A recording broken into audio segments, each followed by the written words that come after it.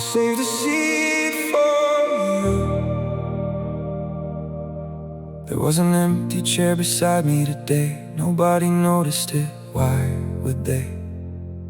To everyone else it was just furniture, a spare seat, an extra place setting, a little more room than I needed. But I noticed, because absence has a shape, and yours always seemed to fit perfectly into the spaces beside me. I saved a seat for you, without thinking about it, the way people reach for a light switch in a house they've lived in for years. The body remembers what the heart is still trying to understand. Funny how love survives in habits, not the big ones, the small ones, the automatic ones, the ones that don't know the story is already ended. I saved a seat for you at dinner tables and parked cars at movies I knew you would have loved. I saved a seat for you in conversations where I almost said your name, in victories I wanted to share, in difficult days I wanted help carrying. I saved a seat for you, not because I thought you'd come back, because some part of me hadn't learned how to stop making room. The world teaches us that moving on should look dramatic, deleting photographs, throwing things away, closing doors loudly enough for everyone to hear. Mine was quieter than that. Mine looked like staring at 2 coffee mugs before putting one back, like reaching for my phone before remembering, like hearing good news and knowing exactly who I'd tell first, even though I couldn't tell you anymore. Grief doesn't always arrive crying, sometimes it arrives organized, practical, wearing ordinary clothes, hiding inside routines. And somehow the ordinary things hurt the most. So I saved a seat for you at birthdays you never reached, at holidays that arrived anyway, at sunsets you would have stopped to admire. I saved a seat for you inside old dreams, inside future plans, inside versions of tomorrow that forgot to update themselves. I saved a seat for you, and for a while I lived beside the emptiness where you used to be.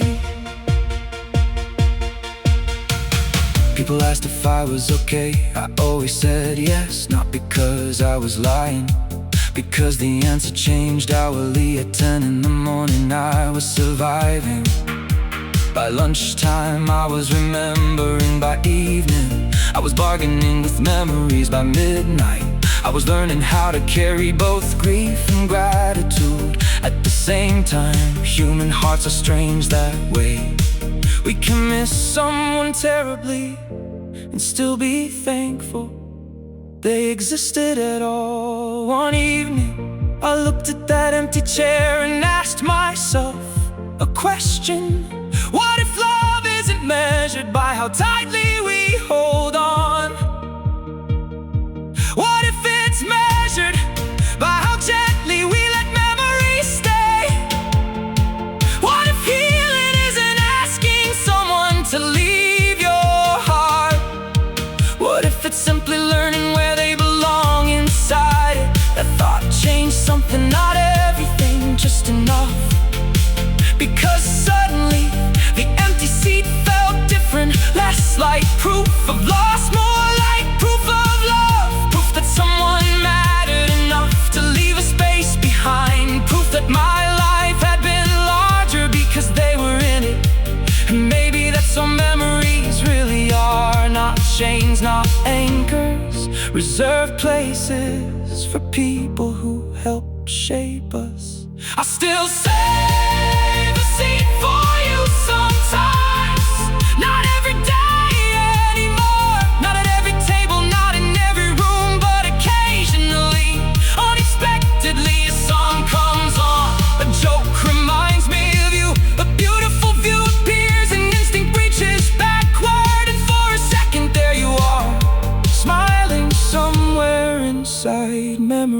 taking your seat once again. Life kept happening while I was grieving. New people arrived, new stories began. New laughter filled old spaces. At first I resisted it, as if happiness was somehow disrespectful, as if joy in missing you couldn't exist together. I was wrong. The heart makes room again and again, not because it forgets, because it grows.